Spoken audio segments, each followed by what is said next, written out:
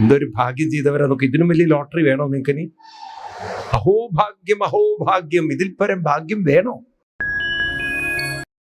അപ്പോ ഇവിടെ ഭഗവാൻ ശ്രീകൃഷ്ണന്റെ അവതാരത്തിലൂടെയാണ് നമ്മൾ കടന്നു പോകുന്നത്. കൃഷ്ണാവതാരം. ഭഗവാൻ ശ്രീകൃഷ്ണൻ അവതരിച്ച ഉടനെ, കൃഷ്ണന്റെ അവതാരം നടന്ന ഉടനെ തന്നെ ഭഗവാൻ ശംഖുചക്ര കഥാരൂപം കാണിച്ചു. ഭഗവാന്റെ അവതാരം നടന്ന ഉടനെ തന്നെ അച്ഛനും അമ്മയും നോക്കുമ്പോണ്ട് പീതാംബരം കരവിരാജിത ശംഖചക്ര കൗമോദകീ സരസിജം കരുണാസമുദ്രം രാധാസഹായമതി സുന്ദരമന്ദഹാസം വാതാലയേശമനിശം ഹൃദി ഭാവയാമി. ഭഗവാൻ ഒരു നിമിഷം ശംഖചക്ര കഥാരൂപത്തിൽ നിന്നോടെ. എന്തിനാണ് ഭഗവാൻ ശംഖചക്ര കഥാരൂപത്തിൽ നിന്നത് എന്നാണെങ്കിൽ, ഇത് നമ്മൾ പഠിക്കേണ്ടതുണ്ട്. നിങ്ങളൊക്കെ ഭഗവാന്റെ ചതുർഭുജ രൂപം കാണാറുണ്ട്. ഈ ചതുർഭുജ രൂപത്തെക്കുറിച്ച് ശ്രീമദ് ഭാഗവതത്തിൽ പറയുന്നത് ഇതെല്ലാം ചില തത്വങ്ങളുടെ പ്രതീകമാണെന്ന്. എന്താണ് ഈ ചതുർഭുജ രൂപം എന്നാൽ? പുരുഷാർത്ഥത്തിന്റെ പ്രതീകമാണ് ചതുർഭുജം. ഓർത്തോണം, പുരുഷാർത്ഥം. സനാതന ധർമ്മത്തിന്റെ കാതലായ വശമാണ് പുരുഷാർത്ഥം. ഈ വാക്ക് നിങ്ങൾ നാരായണീയത്തിൽ കാണും. 1-ാമത്തെ ശ്ലോകത്തിൽ കാണും. 1-ാമത്തെ ശ്ലോകം ചൊല്ലും എല്ലാവരും. സാന്ദ്രാനന്ദാഭബോധാത്മകമനുപമിതം നിർമുക്തം നിത്യമുക്തം നിഗമശതസഹസ്രേണ നിർഭാസ്യമാനം അസ്പഷ്ടം ദൃഷ്ടമാത്രേ പുനരുരു പുരുഷാർത്ഥം. പുനരുരു പുരുഷാർത്ഥം. ഇപ്പൊ പുരുഷാർത്ഥം എന്ന് പറഞ്ഞാൽ എന്താണ്? പുരുഷാർത്ഥം എന്നാൽ ധർമ്മ അർത്ഥ കാമ മോക്ഷങ്ങളാണ് പുരുഷാർത്ഥം. എന്താണ് പുരുഷാർത്ഥം? ധർമ്മ അർത്ഥ കാമ മോക്ഷങ്ങളെയാണ് പുരുഷാർത്ഥം എന്ന് പറയാം. ഇപ്പൊ ധർമാർത്ഥ കാമ മോക്ഷം ഒന്ന് പറയൂ എല്ലാവരും. ഇത് നമ്മളെ ഹിന്ദു സമൂഹത്തിന് വ്യക്തമായൊരു ബോധമുണ്ടാവണം. എന്താണ് ധർമാർത്ഥ കാമ മോക്ഷം? അതിൽ ആദ്യത്തേതാണ് ധർമ്മം. ധർമ്മത്തിന്റെ പ്രതീകമാണ് ശംഖ്. ഭഗവാന്റെ കയ്യിലുള്ള 4 സാധനങ്ങൾ എടുത്തു നോക്കിക്കഴിഞ്ഞാൽ, ഇടത് കൈയിൽ ശംഖ്, താഴെ ഗദ, വലത് കൈയിൽ താഴെ താമര, വലത് കൈയിൽ മുകളിൽ ചൂണ്ടുവിരലിൽ ചക്രം, സുദർശന ചക്രം. അങ്ങനെയല്ലേ? ആണോ? ഈ ശംഖ് എന്തിന്റെ പ്രതീകമാണ്? ധർമ്മങ്ങളിൽ വെച്ച് ഏറ്റവും പരമമായ ധർമ്മമാണ് അനുഷ്ഠാനം, മന്ത്ര അനുഷ്ഠാനം. അതുകൊണ്ട് ഈ ശംഖ് പ്രതിനിധാനം ചെയ്യുന്നത് വേദത്തെയാണ്, അല്ലെങ്കിൽ പ്രണവത്തെയാണ്. ശംഖ് വിളിച്ചാൽ ഏത് ശബ്ദം വരിക? ഏത് ശബ്ദം വരിക? ഓംകാര ശബ്ദം വരും. ഇപ്പൊ ദിവസവും മന്ത്രാനുഷ്ഠാനം നമ്മുടെ ജീവിതത്തിൽ വേണം. അനുഷ്ഠാനങ്ങളില്ലാതെ ഒരിക്കലും ജീവിതത്തെ നമുക്ക് മുന്നോട്ട് കൊണ്ടുപോകാൻ സാധ്യമല്ല. നിങ്ങൾക്ക് മനോബലം വേണോ? നിങ്ങൾക്ക് മനസ്സിന് ഏകാഗ്രത വേണോ? മനസ്സിന് സന്തോഷം വേണോ? എങ്കിൽ ദിവസവും കൃത്യമായ അനുഷ്ഠാനം വേണം. അതാണ് ഞാൻ നിങ്ങളോട് ആവർത്തിച്ചു പറയുന്നത്. കാലത്ത് വിഷ്ണു സഹസ്രനാമവും വൈകുന്നേരം ലളിതാ സഹസ്രനാമവും ചൊല്ലുന്ന ഒരു സംസ്കാരം നമുക്ക് രൂപപ്പെടുത്തിയാലേ അതാണ് നമ്മുടെ പരമമായ ധർമ്മം. ഏതാ പരമധർമ്മം? യഥോ ഭക്തിരടോക്ഷജേ. ശ്രീമദ് ഭാഗവതം പ്രഥമസ്കന്ധത്തിൽ 2-ാം അധ്യായത്തില് 6-ാം ശ്ലോകത്തിൽ പറയുന്നുണ്ട്, ഏറ്റവും പരമമായ ധർമ്മം യഥോ ഭക്തിരതോക്ഷജേ അഹൈതുക്യ പ്രതിഗത ആത്മാ സംപ്രസീദതി. ഏറ്റവും പരമമായ ധർമ്മം ഡെയിലി നമ്മുടെ അനുഷ്ഠാനങ്ങൾ കൊണ്ട് നടക്കുകയാണ്. സമയമില്ല എന്നൊരിക്കലും പറയരുത്. കാരണം നിങ്ങൾക്ക് ഏകാഗ്രത വേണോ? ജപിക്കേണ്ടതുണ്ട്. നിങ്ങൾക്ക് മനോബലം വേണോ? ജപിക്കേണ്ടതുണ്ട്. അപ്പൊ നിങ്ങൾക്ക് ഇതൊക്കെ വേണമെന്നുണ്ടെങ്കിൽ ഒരു മനസ്സിന് പരിവർത്തനമുണ്ടാക്കുന്ന അനുഷ്ഠാനങ്ങൾ നമ്മൾ കൃത്യമായി ഉറക്കെ പറയൂ നിങ്ങള് കൊണ്ടു നടക്കണം. അനുഷ്ഠാനം വേണം. ഇത് നമ്മൾ എങ്ങനെയാണ് കുട്ടികളിലേക്ക് എത്തിക്കുക എന്ന് എല്ലാവരും ഒന്ന് അക്ഷീണം പ്രവർത്തിക്കണം. മനസ്സിലായില്ലേ? ഒരു കാര്യം നിങ്ങൾ നോക്കൂ, അത് വളരെ സത്യമാണത്. നേരത്തെ ആദരണീയനായ നമ്മൾ ആദരിച്ച അധ്യാപകരിൽ പ്രധാനിയായിട്ടുള്ള മാഷ് നമ്മളോട് പറയുണ്ടായി, എന്താണ് ഗുരുത്വമില്ലെങ്കിലുണ്ടാകുന്ന നാശങ്ങളെക്കുറിച്ച്. ഒരു ഗുരുവിനെ വന്ദിക്കേണ്ട സമയത്ത് വന്ദിച്ചില്ല എങ്കിൽ അത് പിന്നീട് അവനവന് തന്നെ ഒരു നാശത്തിലേക്ക് അങ്ങനെയുള്ള ബ്രഹ്മഹത്യ ദോഷം പോലുള്ള ഒരു ബ്രഹ്മരക്ഷസായി വന്നു എന്നുള്ള കഥ പറഞ്ഞത്. ഇത് സത്യമാണത്. ഗുരുത്വമില്ലാത്ത രാഷ്ട്രീയം പോലും ഭാരതത്തിൽ നിന്ന് തുടച്ചു നീക്കപ്പെട്ടുകൊണ്ടിരിക്കുന്നത് കാണാം നമുക്ക്. ഗുരുത്വമില്ലാത്ത രാഷ്ട്രീയവും ഉണ്ടാവില്ല, ഗുരുത്വമുണ്ടാവാത്ത വ്യക്തിയും ഉണ്ടാവില്ല. കാലം അവരൊക്കെ അങ്ങനെ ഇവിടെ നിന്ന് മാറ്റിക്കൊണ്ടേയിരിക്കും. ഒരു മാറ്റം ഉണ്ടാവും. അത് ഒരു വ്യക്തിക്കോ രണ്ടുപേർക്കോ സാധിക്കുന്നതല്ലത്. അതിനൊരു കൂട്ടായ പരിശ്രമം വേണം, അക്ഷീണം പ്രവർത്തിക്കണം. എന്തായാലും നമ്മൾ മരിക്കുന്നതിന് മുമ്പ് നല്ലതൊക്കെ ചെയ്തു വെച്ച് പോവല്ലേ നല്ലത്? ആണോ? വേണോ വേണ്ടയോ? അപ്പൊ ഒരു 10 പേരിലേക്കെങ്കിലും ഈ ഒരു സംസ്കാരത്തെ, നിങ്ങൾ ഒന്നും വേണ്ട, നമുക്ക് ഈ വിഷ്ണു സഹസ്രനാമവും ബാക്കിയൊക്കെ ഇങ്ങോട്ട് വന്നോളും. ബാക്കി പിന്നീടൊക്കെ ഗീതയും ഭാഗവതമൊക്കെ കൊണ്ടുവരാൻ പറ്റും. ഒരിക്കൽ ഈ ലൈനിലേക്ക് വന്നാൽ പിന്നെ മറ്റൊരു ലൈനിലേക്ക് അവർക്ക് അങ്ങനെ ആകർഷണം തോന്നുകയില്ല. മനസ്സിലായില്ലേ? ലഹരിക്കുള്ള ഏറ്റവും നല്ല മരുന്ന് നാമലഹരി ഉള്ളിൽ കയറിയാൽ മറ്റു ലഹരിയുടെ സ്വാധീനം ഒരിക്കലും പറയൂ ഉണ്ടാവില്ല. നിങ്ങൾ നോക്കൂ, ഗവൺമെന്റ് എത്രമാത്രം ലഹരിക്ക് വിരുദ്ധമായി പ്രസ്താവന നടത്തിയാലും ഒരു സത്യം ഞാൻ പറയാം, അവരെ ഇതിന്റെ വിൽപ്പനക്കാരായി മാറുകയാണ്. ഈ ലഹരിക്കെതിരെ നിൽക്കുന്നവര് തന്നെ അവരെ രണ്ടടിച്ചിട്ടാണ് ഇതിന്റെ. നിങ്ങൾ നോക്കൂ, എത്ര അപഹാസ്യമാണത് എന്നുള്ളത്. ആണോ അല്ലയോ? ഇതിനെതിരെ നിൽക്കുന്നവന്റെ കാറിൽ നിന്ന് പിടിക്കുന്ന ലഹരിയാണ്. പിന്നെ എന്ത് ലഹരി വിരുദ്ധാമം പറയുന്നത്? ഒരു വശത്ത് ഗവൺമെന്റ് ലഹരിക്ക് വിരുദ്ധമായിട്ട് പ്രവർത്തിക്കുന്നു, വേറെ വശത്ത് ലഹരി പ്രൊമോട്ട് ചെയ്യുന്ന മദ്യത്തിനെ പ്രൊമോട്ട് ചെയ്യുന്നു. ഇത് കുടിപ്പിച്ചിട്ടുള്ള പൈസ കൊണ്ടാണ് ശമ്പളം കൊടുക്കുന്നത്. മനസ്സിലായില്ലേ നിങ്ങൾ? ഇവർക്കൊക്കെ എന്ത് ധാർമ്മികതയിൽ പറയാൻ പറ്റൂത്? മനസ്സിലാവേണ്ട നിങ്ങൾക്ക്. ഇതിലൊരു മാറ്റം ഉണ്ടാക്കണ്ടേ? വേണോ വേണ്ടയോ?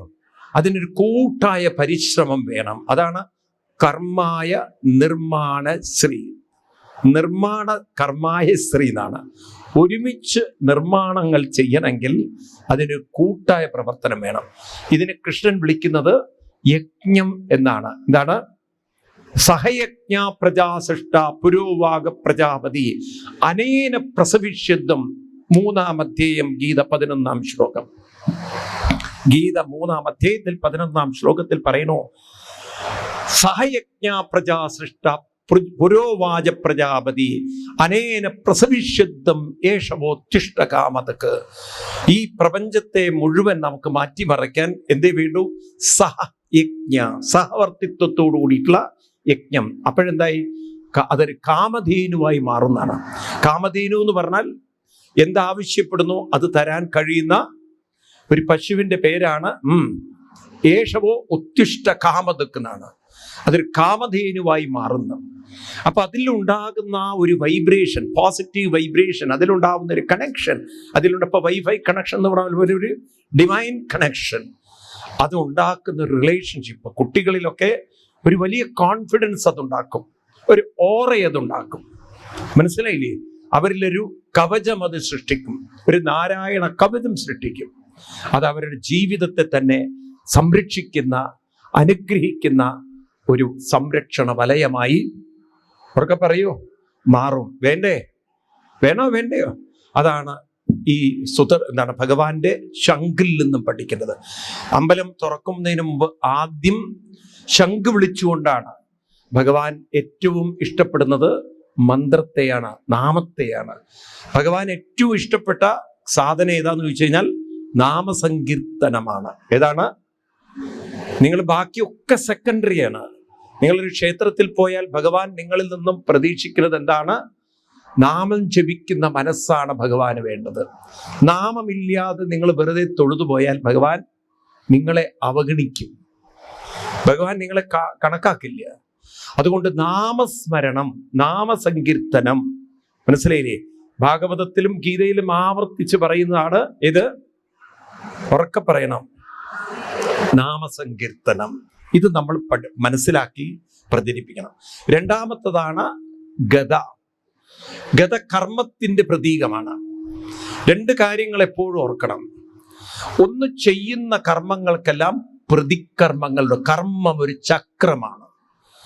അതുകൊണ്ട് ജീവിതത്തിൽ കടന്നു വരുന്ന ദോഷങ്ങളും പ്രയാസങ്ങളും രോഗങ്ങളും ഒക്കെ നിങ്ങളിനി എന്തുകൊണ്ട് വന്നു, എങ്ങനെ വന്നു, എന്തിനനുഭവിക്കുന്നു ചോദിച്ച് സമയം കളയരുത്.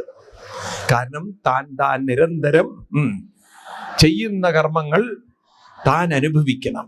അത് കടന്നു വന്നേ പറ്റുള്ളൂ. അപ്പൊ കർമ്മങ്ങൾക്കെല്ലാം കർമ്മദോഷങ്ങളുണ്ട്. അതുകൊണ്ടാണ് അതിനെ പൂർവജന്മ പാപം എന്നൊക്കെ വിളിക്കുന്നത്. പൂർവ്വജന്മം എന്ന് പറഞ്ഞാൽ നിങ്ങൾ വിചാരിക്കും കഴിഞ്ഞ ജന്മത്തിന്റെ ആണെന്ന്. അങ്ങനെയല്ല. പൂർവം ചെയ്തിരിക്കുക, ഈ ജന്മത്തിൽ മുമ്പ് ചെയ്തിരിക്കുന്ന പ്രവൃത്തികൾക്കെല്ലാം പ്രതിപ്രവൃത്തികൾ വരുമ്പോൾ അതിലൂടെയൊക്കെ കടന്നു പോവാൻ നമ്മൾ ബാധ്യസ്ഥരാണ്. അപ്പൊ ഇനി എന്താ ചെയ്യേണ്ടത്? കഴിയുന്നതും നല്ല കർമ്മങ്ങൾ ചെയ്തുകൊണ്ടിരുന്നാൽ അതിൽ നിന്ന് കിട്ടുന്ന കർമ്മഫലം നല്ലതായിത്തീരും. ഇപ്പൊ രണ്ട് കാര്യങ്ങൾ നമുക്ക് വേണം. വരുന്നതിനെ നേരിടാനുള്ള കരുത്തും വേണം, ഇനി നല്ലത് വരാനുള്ള കർമ്മവും ചെയ്യണം. അതിൻ്റെ പേരാണ് സത്കർമ്മങ്ങൾ. നമ്മളാലാവുന്ന വിധത്തിൽ നല്ലതെല്ലാം ചെയ്തുകൊണ്ടിരുന്നാൽ, അതിനാണ് ഈ കൂട്ടായ നാമജപങ്ങളും ഒക്കെ നിങ്ങൾ ചെയ്യുമ്പോഴല്ലോ ഈ കർമ്മത്തിന്റെ ഏറ്റവും വലിയൊരു ശക്തി അത് നിങ്ങൾക്ക് തന്നെയാണ് അതിൻ്റെ ഗുണങ്ങൾ കിട്ടുന്നത്. അതാണ് ഭഗവാൻ നമുക്കൊരു വഴിയായി, മുന്നിലേക്കുള്ള വഴിയായി, വെളിച്ചമായി കാണിക്കുന്നത്. മനസ്സിലാവുണ്ടോ? നിങ്ങൾക്ക് മനസ്സിലാവുണ്ടോ? ഈ കർമ്മത്തിന്, നല്ല കർമ്മത്തിന് അതിൻ്റെതായ ഒരു ശക്തി, അതിൻ്റെതായ ഒരു അനുഗ്രഹം എപ്പോഴും നമ്മുടെ കൂടെ, എല്ലാവരുടെ കൂടെയുണ്ട്. എല്ലാവരുടെ കൂടെയും നമ്മൾ നടക്കില്ല എന്ന് കരുതിയ പല കാര്യങ്ങളും ഏതെങ്കിലും വിധത്തിൽ അതൊക്കെ നടക്കുന്നത് നിങ്ങൾക്ക് കാണാം. അതെങ്ങനെ നടക്കുന്നു ഏതെന്നൊക്കെ ചോദിക്കരുത്. ആരെങ്കിലും അതിനൊക്കെ ഒരു നിമിത്തമായി അതെങ്ങനെ സംഭവിക്കും. മനസ്സിലാവുണ്ടല്ലോ? അതങ്ങനെ സംഭവിക്കുകയാണ്. എങ്ങനെ സംഭവിക്കണോ എനിക്കറിയില്ല, സംഭവിച്ചുകൊണ്ടേയിരിക്കുകയാണ്. അപ്പൊ അതുകൊണ്ടാണ് നല്ല കാര്യത്തിൽ മുഴുകും തോറും എല്ലാം നല്ലതായി നടക്കും. നിങ്ങളുടെയൊക്കെ ജീവിതത്തിൽ ചിലർ പറയും ഒന്നും നടക്കണില്ല. അതെന്തുകൊണ്ടാണ്? നല്ലതിലൊന്നും നമ്മൾ അങ്ങോട്ട് ചേരുന്നില്ല. നല്ലതിൽ ചേർന്ന് നോക്കൂ. നിങ്ങൾ നല്ലതിൽ ചേരുമ്പോൾ അതൊക്കെ നടക്കുന്നത് നിങ്ങൾക്ക് കാണാൻ സാധിക്കും. ഞാൻ എൻ്റെ ജീവിതത്തിൽ എനിക്ക് നല്ല അനുഭവമുണ്ട്, ഉറപ്പുണ്ട്, ഒരു സംശയമില്ലാത്ത കാര്യമാണ്. ഞാനത് അത്ര ഉറപ്പിച്ച് പറയുന്നത്. നല്ലതിൽ ചേർന്നാൽ ഒരുപക്ഷെ നടക്കേണ്ടതായ കാര്യങ്ങൾ നടന്നിരിക്കും, നടന്നേ പറ്റുള്ളൂ. അത് നടത്താൻ കാലം അതിനൊരു സംവിധാനം ഉറക്കെ പറയൂ ഒരുക്കിയിട്ടുണ്ടാവും. എങ്ങനെങ്കിലും ഏതെങ്കിലും വിധത്തിൽ. മനസ്സിലായില്ലേ? അതുകൊണ്ട് നിങ്ങൾക്ക് ഒരു വിഷമവും വേണ്ട. മക്കളെ കല്യാണം നടന്നില്ല, അവരെ ഒന്നും വേണ്ട. നിങ്ങൾ അങ്ങോട്ട് ഭഗവാനിലേക്ക് അങ്ങോട്ട് മനസ്സ് വിട്ടുകൊടുത്താൽ ഭഗവാൻ തന്നെ അതിനൊരു ഉറക്കെ പറയൂ വഴി കാണിച്ചു തരും. ഞാൻ സത്യത്തിൽ എൻ്റെ ഒരു അനുഭവം പറയണം. ഞാൻ കുംഭമേളയ്ക്ക് എനിക്ക് പോകാൻ പറ്റുന്നുള്ളൊരു അവസ്ഥ ഉണ്ടായിരുന്നില്ല. കാരണം സോ ഹെക്റ്റിക്. ഒരു സപ്താഹം കഴിഞ്ഞു നോ ഒരു ഡേറ്റ് പോലും എനിക്ക് ഫ്രീ ഇല്ല. ഇത് തുടങ്ങുന്നതിന് മകരസംക്രാന്തി ദിവസമാണ്. അന്ന് ഞാൻ മാവേലിക്കര സപ്താഹത്തിലാണ്. അത് കഴിഞ്ഞതിൻ്റെ നെക്സ്റ്റ് ഡേ അപ്പോഴേക്കും മള്ളിയൂരിൽ പോവാതിരിക്കാൻ പറ്റില്ല. അവിടെ എല്ലാ വർഷത്തെ പ്രോഗ്രാമാണ്, കമ്മിറ്റഡാണ്. അതിൻ്റെ നെക്സ്റ്റ് ഡേ അടുത്ത സപ്താഹം തുടങ്ങുകയാണ്. പിന്നെ ചെന്നൈയിൽ, ഞാൻ ഇങ്ങോട്ട് വരുന്നതിൻ്റെ തലേ ദിവസം വരെ ചെന്നൈയിൽ സപ്താഹമായിരുന്നു. ഒരു ഫ്രീഡവും ഇല്ല. അപ്പം ഇനിയിപ്പോൾ ഇത് കഴിഞ്ഞ നിങ്ങളുടെ മറ്റന്നാൾ പ്രോഗ്രാം കഴിഞ്ഞാൽ എനിക്ക് ഡൽഹിയിലാണ് പ്രോഗ്രാം. അപ്പം അതിൻ്റെ ഇടയ്ക്ക് ഒരു ഗ്യാപ്പ് ഉണ്ട്. അപ്പോൾ ഒരാൾ വന്നിട്ട് എന്നോട് ഒരു സ്വാമിജി നമുക്ക് കുംഭമേളയ്ക്ക് എങ്ങനെയെങ്കിലും പോകണം, സ്വാമിജി എന്നെ കൊണ്ടുപോകണം. ഞാൻ പറഞ്ഞു എനിക്ക് പറ്റില്ല, പോകാൻ പറ്റില്ലല്ലോ. അദ്ദേഹം പറഞ്ഞു അതൊന്നും അറിയണ്ട, എപ്പോഴാണ് ഡൽഹിയിൽ പ്രോഗ്രാം ഇന്ന സമയത്ത് അവിടെ സ്വാമിജി പ്രോഗ്രാമിന് എത്തിയിരിക്കും, അതിനു മുമ്പ് നമ്മൾ കുംഭമേളയിൽ കുളിച്ചിരിക്കുന്നു. അതിനുള്ള വ്യവസ്ഥകളൊക്കെ ചെയ്തു വെച്ചിരിക്കുകയാണ്. എല്ലാം വ്യവസ്ഥകൾ ചെയ്തിരിക്കുകയാണ്. മനസ്സിലായില്ലേ? അതെങ്ങനെ ഏതെന്നൊക്കെ ചോദിച്ചാൽ ഞാൻ അതിനെക്കുറിച്ച് ചിന്തിക്കുന്നില്ല. അപ്പം അവിടെ മുങ്ങണം എന്നൊരു നിയോഗം ഉണ്ടെങ്കിൽ അതിന് ഭഗവാൻ ഒരു വ്യവസ്ഥ ചെയ്തിരിക്കും. അതിന് ആരെങ്കിലും നിയോഗിച്ചിരിക്കും. അത് ഉറപ്പുള്ളൊരു കാര്യമാണത്. മനസ്സിലായില്ലേ? ഇതൊരു സംശയമില്ല, ഇതൊരു സത്യമായ കാര്യമാണ്. അപ്പൊ അത് എൻ്റെ കാര്യത്തിൽ മാത്രമല്ല, എല്ലാവരുടെ കാര്യത്തിലും അപ്പൊ നല്ല കർമ്മങ്ങളിൽ മുഴുകുമ്പോൾ നടക്കേണ്ടതുണ്ടെങ്കിൽ എല്ലാം പറയൂ. അതുകൊണ്ട് ഒരു കാര്യം നിങ്ങൾ ഓർമ്മിപ്പിക്കുകയാണ്, ചിന്തയുണ്ടാകരുതുമേ ചിന്തയാകുന്നു കാര്യവിനാശിനി. അനാവശ്യമായി ഒന്നിനെക്കുറിച്ചും അവർക്ക് പറയൂ. ഇതാരോട് പറഞ്ഞു? സുഗ്രീവൻ രാമനോട് പറയണം, അവതാരമൂർത്തിയെ രാമനോട്. രാമൻ ചോദിക്കുകയാണ് എങ്ങനെയാ കടൽ കടക്കാന്ന്. വെറുതെ ചിന്തിക്കേണ്ട, ഇരുന്നെന്തെങ്കിലും ഭജിക്കൂ ജപിക്കൂ. രാമനോട് വ്രതമനുഷ്ഠിക്കാൻ പറയണം. അപ്പോഴാണ് വരുണൻ പ്രത്യക്ഷപ്പെടുന്നത്, വരുണൻ വഴി കാണിക്കുന്നത്. ഇങ്ങനെയൊക്കെ പോണം, നളനെ കൊണ്ട് പാലം കെട്ടണം എന്നുള്ള കാര്യങ്ങളൊക്കെ പറഞ്ഞു കൊടുക്കണം. ഇതുപോലെ ജീവിതത്തിൽ മുന്നോട്ട് പോവാനുള്ള എല്ലാ വഴികളും ഭഗവാൻ ഒരുക്കിയിട്ടുണ്ടാവും. അതിന് സാധിക്കട്ടെ. അതിന് നല്ല കർമ്മങ്ങളുടെ പ്രതീകമാണ് ഇത് ഗദ. ഇനി താമരയാണെങ്കിലോ അത് സമചിത്തതയുടെ പ്രതീകമാണ്. എല്ലാ തരത്തിലുള്ള അഴുക്കുകളിൽ, ചളിയിൽ അങ്ങനെ വളരുന്ന താമരയിൽ ഒരു ചളിയും വെള്ളവും ഒട്ടിപ്പിടിക്കാത്ത പോലെ ജീവിതത്തിൽ പലതരത്തിലുള്ള പ്രയാസങ്ങളും പ്രശ്നങ്ങളും ഒക്കെ അതിൻ്റെ ഉള്ളിലിരിക്കുന്ന ആ ചളിത്തട്ടിലിരിക്കുന്ന മനസ്സിനെ അതൊന്നും ബാധിക്കാതിരിക്കണമെങ്കിൽ താമരയുടെ കാര്യത്തിൽ അതിലൊരു എണ്ണമയമുള്ളത് കൊണ്ടാണ് അതിൽ വെള്ളമൊന്നും ഒട്ടിപ്പിടിക്കാത്തത്. നമ്മുടെ മനസ്സിൽ ദുഃഖങ്ങളും വിഷമങ്ങളും അസ്വസ്ഥതകളും ഒട്ടിപ്പിടിക്കുന്നതിന് കാരണം നമ്മുടെ മനസ്സ് സ്പോഞ്ചായി പോയി. വേണ്ടാത്തതൊക്കെ കയറിയത് പിടിക്കും. അതുകൊണ്ട് രാമകൃഷ്ണ പരമഹംസർ പറയും, നമ്മളുണ്ടല്ലോ ചക്ക മുറിക്കുമ്പോ കത്തിയുടെ മുകളിൽ എണ്ണ പുരട്ടിക്കൊള്ളണം. അല്ലെങ്കിൽ ചേന മുറിക്കുന്ന സമയത്ത് കയ്യിലൊക്കെ എണ്ണ പുരട്ടിയില്ലെങ്കിൽ മുറിച്ചു നോക്കൂ, എന്നിട്ട് മുഖം ഒന്ന് തുടച്ചു നോക്കൂ, ബാക്കി എന്താ സംഭവിക്കുക ഞാൻ പറയണ്ടല്ലോ. അപ്പൊ നിങ്ങൾക്കറിയാം അത് ചൊറിയുന്ന സ്വഭാവമാണ്. അപ്പൊ അതുകൊണ്ട് കയ്യിൽ വെളിച്ചെണ്ണയൊക്കെ പുരട്ടിയാൽ അതൊരിക്കലും ചൊറിച്ചിലുണ്ടാക്കാത്ത പോലെ, ചക്കയാണെങ്കിൽ ഒട്ടലുണ്ടാക്കാത്തത് പോലെ നാമമാകുന്ന എണ്ണ കൊണ്ട് മനസ്സ് നല്ലവണ്ണം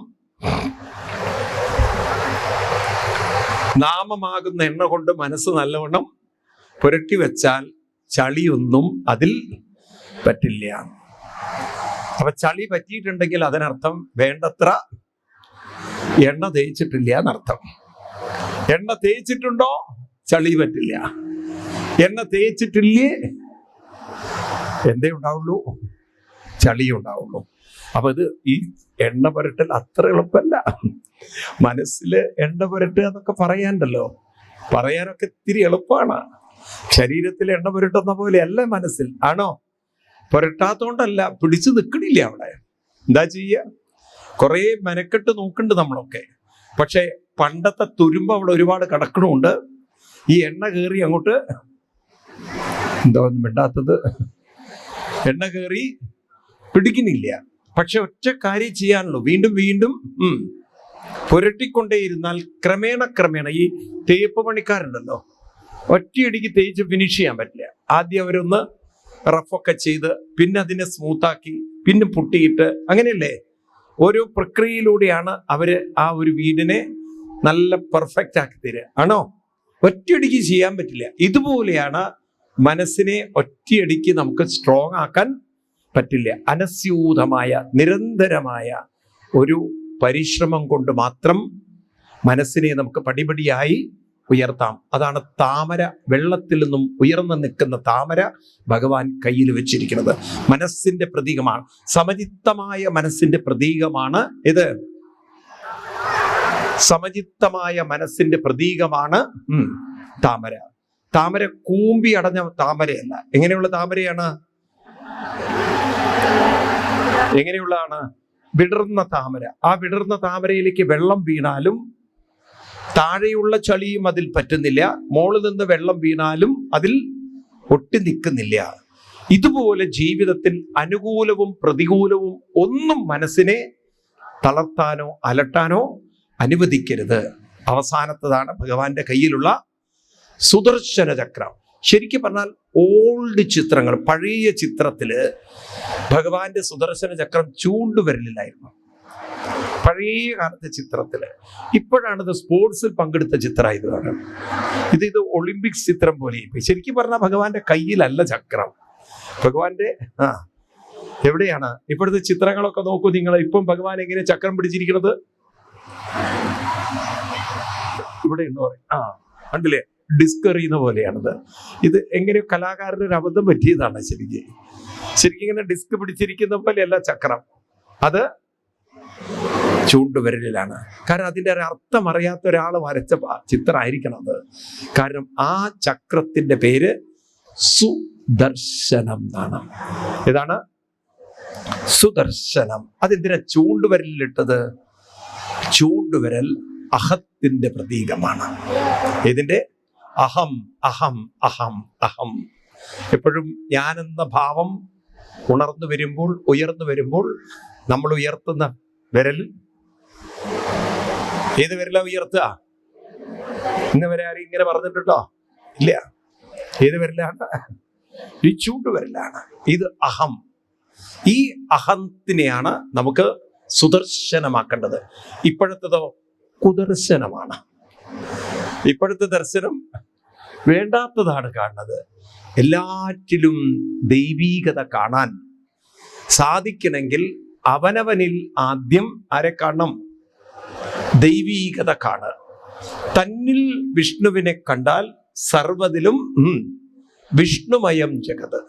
ജലേ വിഷ്ണു, സ്ഥലേ വിഷ്ണു, വിഷ്ണുരാകാശമുച്യതേ, സ്ഥാവരം ജംഗമം വിഷ്ണു, സർവം വിഷ്ണുമയം ജഗത്. രാമകൃഷ്ണ പരമഹംസർ പറയും, ഒരു ചെമ്പിൽ പാത്രത്തിലെ ഒരു വറ്റു വെന്താൽ ഉറപ്പിച്ചോളൂ എല്ലാവറ്റും വന്നിട്ടുണ്ടെന്ന്.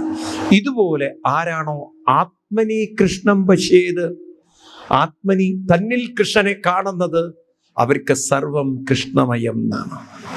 അവർക്കാരെ കാണാൻ പറ്റും? അവർക്കാരെ കാണാൻ പറ്റും?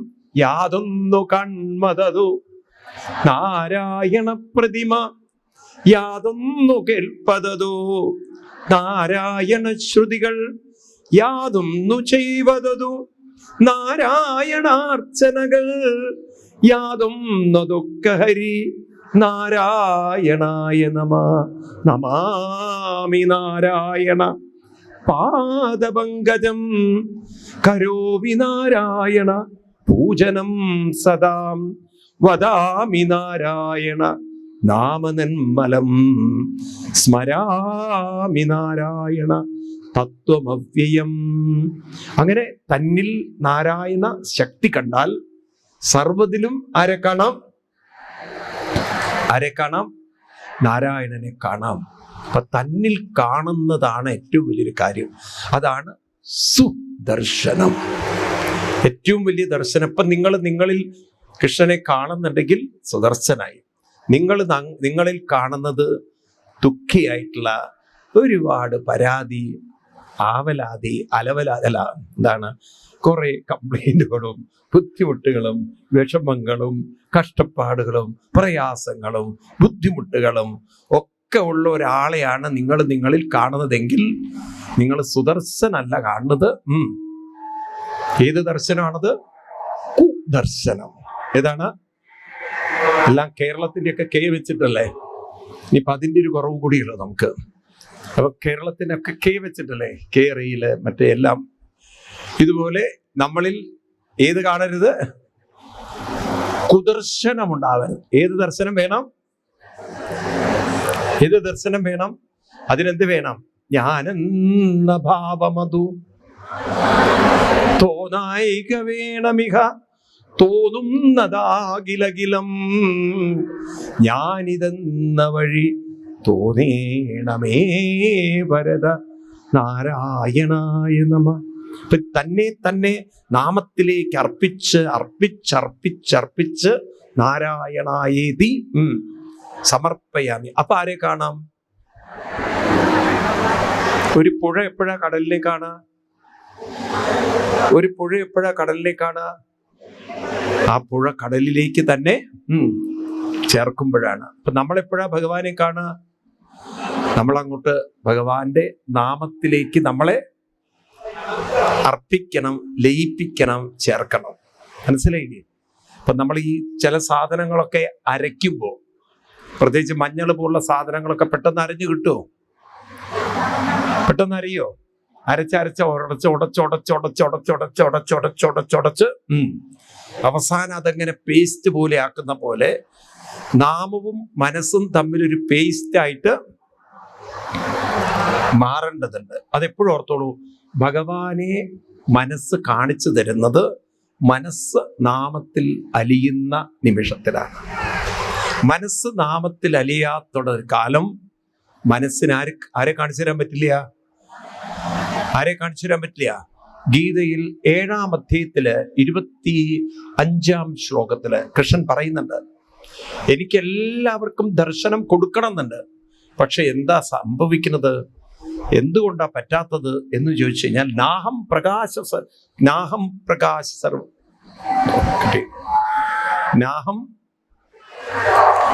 7:25 നാഹം എന്താ ശ്ലോകം?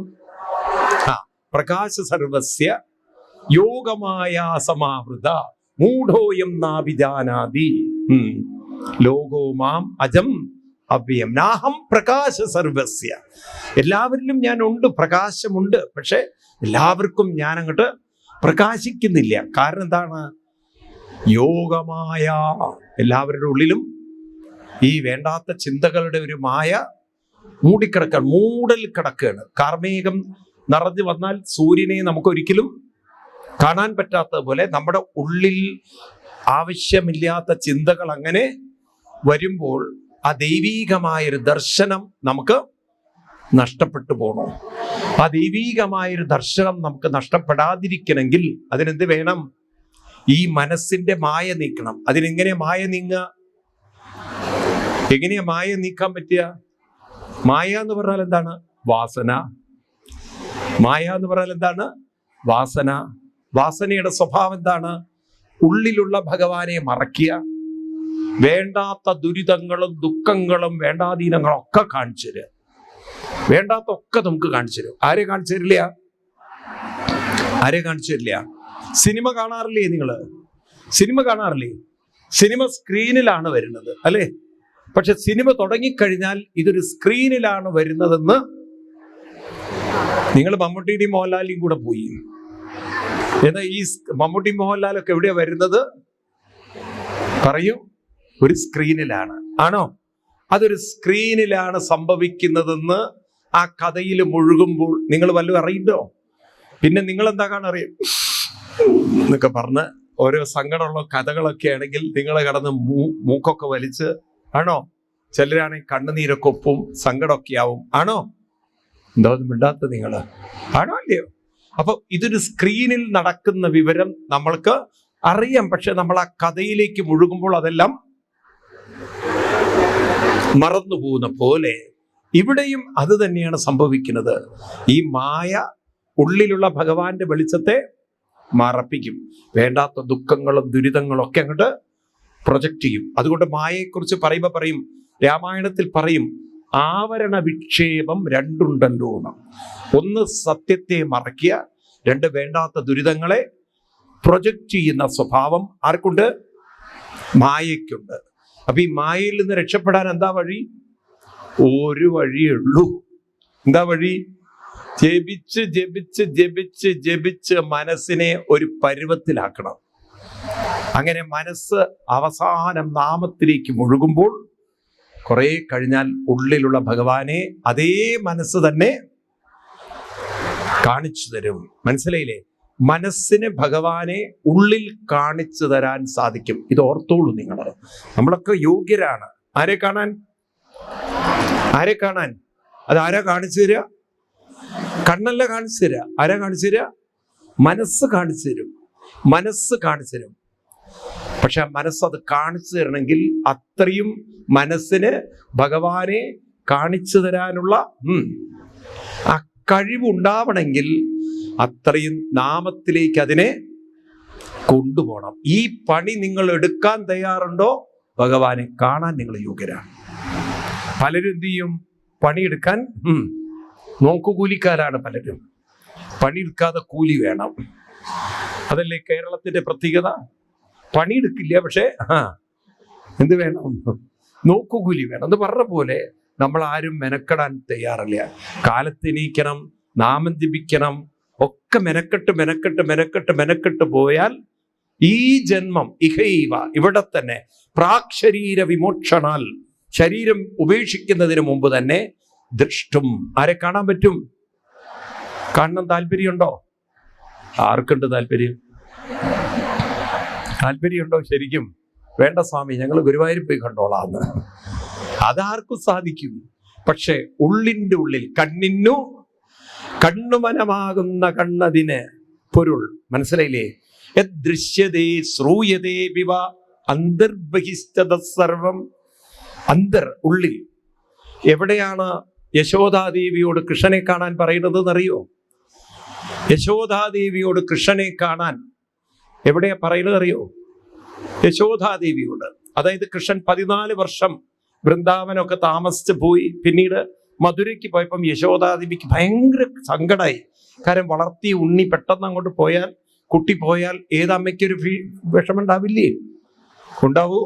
പ്രത്യേകിച്ച് അമ്മമാർക്ക് കുറച്ചുകൂടി മക്കളോടൊരു ഇമോഷണൽ അറ്റാച്ച്മെന്റ് വളരെ കൂടുതലാണ്. അപ്പൊ കാരണം അവര് നൊന്ത് പ്രസവിച്ച പാല് കൊടുത്ത് വളർത്തിയതാണ്. ആ രക്തവുമായിട്ട് അത്രയും ഒരു ബന്ധമുണ്ടാവും. പക്ഷെ കൃഷ്ണൻ അവിടുന്ന് പോയതിന് ശേഷം പിന്നീട് കൃഷ്ണൻ അങ്ങോട്ട് അമ്മയെ കാണാൻ വന്നില്ലേ. അങ്ങനെയാണ് ഉദ്ധവരെ പറഞ്ഞയക്കുന്നത്. ആ ഉദ്ധവര് യശോദാദേവിയോട് പറയാണ്, നിങ്ങൾ രണ്ടുപേരും ഭാഗ്യം ചെയ്തവരാണ്, നിങ്ങൾ വളരെ ഭാഗ്യം ചെയ്തവരാണ്. പക്ഷെ ഇനി കൃഷ്ണനെ കാണേണ്ടത് എവിടെയാണ്? ദശമസ്കന്ധം 46-ാം അധ്യായത്തില്. ദശമസ്കന്ധം, അതിനാണ് ഈ ഭാഗവതമൊക്കെ എടുത്ത് പഠിക്കുന്നത്. ഇത് കൃഷ്ണൻ ഉപദേശിച്ചത് ഉദ്ധവര് പറഞ്ഞു കൊടുക്കുകയാണ്. കൃഷ്ണൻ പറഞ്ഞു കൊടുത്തത് 36-ാം ശ്ലോകത്തില്. 46-ൽ 36. മാഖിദ്യത മഹാഭാഗ, ഈ മഹാഭാഗ്യം ചെയ്തവരെ, മാഖിദ്യത. കൃഷ്ണൻ പോയി എന്ന് പറഞ്ഞിട്ട് ഖേദിച്ചിരിക്കരുത്. മാഖിദ്യത. കൃഷ്ണൻ ഞങ്ങളിൽ നിന്നൊക്കെ വിട്ടുപോയി, കൃഷ്ണൻ ഇനി ഇങ്ങോട്ട് വരുന്നില്ലല്ലോ, ഇത്ര കാലം കൃഷ്ണനെ എടുത്ത് വളർത്തിയില്ലേ എന്നൊന്നും പറഞ്ഞ് സങ്കടപ്പെട്ട് ഒരിക്കലും ഇരിക്കരുത്. മാഖിദ്യത മഹാഭാഗ ദ്രക്ഷ്യത കൃഷ്ണം അന്തികേ. ഇനി എവിടെ കൃഷ്ണനെ കാണേണ്ടത്? അന്തർഹൃദീഭൂതാനാം. മനസ്സിലാവില്ലേ? എവിടെ കാണാൻ പറയുന്നത്? എവിടെ കാണാൻ പറയുന്നത്? പുറത്താണോ കാണാൻ പറയുന്നത്? അന്തർഹൃദി. ഹൃദി പറഞ്ഞാൽ ഹൃദയത്തിൽ കൃഷ്ണനെ കാണാൻ പറയണം. അപ്പൊ ഒരുപക്ഷെ നമ്മുടെ മുന്നിൽ കൃഷ്ണൻ വന്നാൽ കൃഷ്ണൻ പറയുന്നത് എന്തായിരിക്കും? എവിടെ കാണാനാ പറയാ? എന്താ ഒന്നും മിണ്ടാത്തത് നിങ്ങള്? അപ്പം ഈ ജന്മം കൃഷ്ണനെ കാണാൻ ഭാഗ്യം നമുക്കുണ്ട്. ആ ഭാഗ്യം നമുക്ക് പൂർണ്ണമായി അനുഭവിക്കണമെങ്കിൽ മനസ്സിനെ അതിന് യോഗ്യതയുള്ളതാക്കി തീർക്കണം. ആ പണി ആരുടെ ഇല്ല? കൃഷ്ണന്റെ ഇല്ലോ. എളുപ്പമായ കാര്യങ്ങള്. അതാര് പണിയെടുക്കണം? നമ്മൾ പണിയെടുക്കണം. അപ്പൊ നോക്കൂ, ഇവിടെ പണിയെടുക്കാൻ തയ്യാറുണ്ടെങ്കിൽ, ഇവിടെ മെനക്കെടാൻ തയ്യാറുണ്ടെങ്കിൽ, ഇവിടെ സാധന ചെയ്യാൻ തയ്യാറുണ്ടെങ്കിൽ ഈ ജന്മം ഉള്ളിൽ ആരെ കാണാം? എന്തൊരു ഭാഗ്യം ചെയ്തവരാ നോക്ക്. ഇതിനും വലിയ ലോട്ടറി വേണോ നിങ്ങൾക്കിനി? അഹോഭാഗ്യം. ഇതിൽ പരം ഭാഗ്യം വേണോ? അത്രയും ഭാഗ്യം നമ്മുടെ ഉള്ളിലുണ്ട്. അപ്പൊ ഈ ഒരു കാര്യം പറയാനൊക്കെ ഇത്തിരി എളുപ്പമാണ്. പക്ഷെ പണിയെടുക്കാൻ തുടങ്ങുമ്പോഴല്ലേ അറിയാം അത്ര എളുപ്പമൊന്നല്ല. കാരണം വലിയൊരു കാട്ടിൽ അകപ്പെട്ടു പോയല്ലോ. ആ കാട്ടിൻ്റെ ഉള്ളിൽ നിന്ന് പുറത്ത് കിടക്കൽ അത്ര എളുപ്പമല്ല. അപ്പോഴാണ് ഉള്ളിലേക്ക് ഇറങ്ങി ചെല്ലുമ്പോഴാണ് ഉള്ളിലുള്ള സകല ഏടാകൂടങ്ങളും നിങ്ങൾ കാണാൻ തുടങ്ങുക. ഉള്ളിലുള്ള എല്ലാ വേണ്ടാത്ത ചിന്തകളും പ്രശ്നങ്ങളും പ്രയാസങ്ങളും ഒക്കെ പൊങ്ങി വരും. ഇതിനെ മറികടക്കുക എന്നതാണ് നമ്മുടെ ഏറ്റവും വലിയൊരു വിജയം. അതിൽ വിജയിച്ചവരാണ് ഗോപികമാര്. അതുകൊണ്ടാണ് ഗോപികമാര് പാടിയത് നകല്ലു ഗോപിക നന്ദനോ ഭവാൻ അഖിലദേഹിനാമന്തരാത്മദൃ വികനസാർത്തിതോ വിശ്വഗുപ്തയേ സഗവുദേവാൻ സത്വതം കുലേ നകലു ഗോപിക. ഞങ്ങൾക്ക് അവിടുന്ന് കേവലം യശോദാദേവിയുടെ പുത്രനല്ല കൃഷ്ണ. പിന്നെയോ നകലു ഗോപിക നന്ദനോപവൻ. അവിടുന്ന് യശോദാദേവിയുടെ പുത്രനല്ല ഞങ്ങൾക്ക്. പിന്നെയോ അഖിലദേഹിനം അന്തരാത്മ, എല്ലാവരുടെയും. അപ്പൊ അവര് ഗോപികമാരും കൃഷ്ണനെ എവിടെ കണ്ടത്? അതുകൊണ്ടാണ് കൃഷ്ണൻ വൃന്ദാവനത്തിൽ നിന്ന് പോയിട്ടും ഗോപികമാരെന്നും മാനസികമായി തളരാതിരുന്നത്. അവരത്രയും കൃഷ്ണനെ ഉള്ളിൽ കണ്ട് അനുഗ്രഹീതരായി. ഗോപികമാര് കൃഷ്ണനോട് അവസാനം പ്രാർത്ഥിച്ച ഒരു പ്രാർത്ഥനയുണ്ട്. നാളെ സന്ദർഭം വരുമ്പോൾ ഞാൻ കൂടുതൽ വിശദീകരിക്കും. ഏതായാലും ഇപ്പോഴൊന്ന് ഓർമ്മിപ്പിക്കുകയാണ്. അതായത് ഭഗവാൻ ശ്രീകൃഷ്ണൻ ഗോപികമാരെ പിന്നീട് കാണുന്നത് സമന്ത പഞ്ച തീർത്ഥത്തിൽ വെച്ചിട്ടാണ്. അതായത് പാണ്ഡവരും കൗരവരും യുദ്ധമൊക്കെ കഴിഞ്ഞ് കൗരവർക്ക് വേണ്ടി തർപ്പണാദി കർമ്മങ്ങളൊക്കെ ചെയ്ത പുണ്യക്ഷേത്രമാണ് സമന്ത പഞ്ചക തീർത്ഥം. ഏതാണ്? ഈ സ്ഥലത്താണ് പിന്നീട് കൃഷ്ണൻ കാണുന്നത്. അതൊരു സൂര്യഗ്രഹണ സമയത്ത്. ഭാരതത്തിൽ അങ്ങനെയുണ്ട്, നമ്മുടെ കേരളത്തിൽ അത് കുറവാണ്. പണ്ട് കാലത്ത് ഗ്രഹണ സമയത്തൊക്കെ വീട്ടിലെല്ലാം അടച്ചു വെച്ച് എല്ലാവരും മുങ്ങിക്കുളിക്കുന്ന ഒരു കാലമൊക്കെ ഉണ്ടായിരുന്നു പണ്ട്. അതൊക്കെ പഴയ കാലം അല്ലേ. എന്നിട്ടാ പിന്നെ വീട്ടിലെ അടുക്കളയൊക്കെ ഒന്നുകൂടി ആക്റ്റീവ് ആവുള്ളൂ. അതുവരെ എല്ലാ ഭക്ഷണ സാധനങ്ങളൊക്കെ എടുത്ത് മാറ്റി അങ്ങനെ ഒരു കാലം ഉണ്ടായിരുന്നു കേരളത്തിൽ. നോർത്തിൽ ഇപ്പോഴും ഈ ഗ്രഹണ ദിവസങ്ങളിൽ അവര് അമാവാസിയിൽ ശരി പൗർണമിയിൽ ശരി എല്ലാവരും ഹരിദ്വാറിലൊക്കെ ഒന്ന് പോയി യമുനയിലൊക്കെ ഒന്ന് മുങ്ങും. അതിപ്പോഴും ഉണ്ട്, ഈ കാലഘട്ടത്തിലും ഉണ്ട്. അതുകൊണ്ടാണല്ലോ നോക്കൂ നിങ്ങൾ, നമുക്ക് പമ്പാ നദി എല്ലാവരും അവിടെ എത്ര പേര് അവിടെ പോയി ശബരിമലയ്ക്ക് പോകുന്നവർ മുങ്ങുന്നുണ്ട് അല്ലേ? അല്ലാതെ എത്ര പേര് പോയി മുങ്ങുന്നവര്?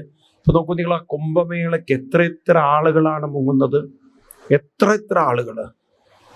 മനസ്സിലായി? കേരളത്തിൽ നിന്ന് മാത്രം 2 ലക്ഷത്തിലധികം ആളുകൾ പോയി കഴിഞ്ഞു എന്നാ പറയുന്നത് കുളിക്കാനായിട്ട്. മറ്റന്നാളത്തെ കൂടി കഴിഞ്ഞു, എല്ലാം കഴിഞ്ഞു. അപ്പൊ ഇത്രയും എന്താ പറയുക, ആളുകൾക്ക് ഒരു ഭക്തി ഭാരതത്തിലുണ്ട്. അപ്പൊ ഈ ഗോപികമാരെ കൃഷ്ണൻ കാണുന്നത് എവിടെ വെച്ചിട്ടാണ്? കൃഷ്ണൻ അവിടെയോട് പറയുന്നുണ്ട്, ഗോപികമാരെ ക്ഷമിക്കണം, ഞാൻ വൃന്ദാവനത്തിൽ വരാം എന്നൊക്കെ പറഞ്ഞു, എനിക്ക് പക്ഷെ വരാൻ കാലം അനുവദിച്ചില്ലേ എന്നെ. എന്നിട്ട് അവരെ ആശ്വസിപ്പിച്ചും സമാധാനിപ്പിച്ചിട്ടൊക്കെ ചോദിച്ചു, എന്ത് വരം ആണ് ഞാൻ തരേണ്ടത്, എന്ത് വരം വേണമെങ്കിലും ചോദിക്കൂ എന്നൊക്കെ പറഞ്ഞ കൃഷ്ണൻ അവരോട് വരം ചോദിക്കാൻ പറയാണ്. ആ സമയത്ത് അവർ ചോദിക്കുന്ന ഒരു വരമുണ്ട്. ഇതാണ് നിങ്ങളൊക്കെ ക്ഷേത്രത്തിലൊക്കെ പോയി പ്രാർത്ഥിക്കേണ്ട പ്രാർത്ഥനയും ഭഗവാനോട് ചോദിക്കേണ്ടത്. അതാണ് ഗോപികമാര് ചോദിച്ചതാണ്. അത് നമുക്ക് കാണാൻ സാധിക്കുന്നത് 10-ാം സ്കന്ധം 82-ാം അധ്യായത്തില്.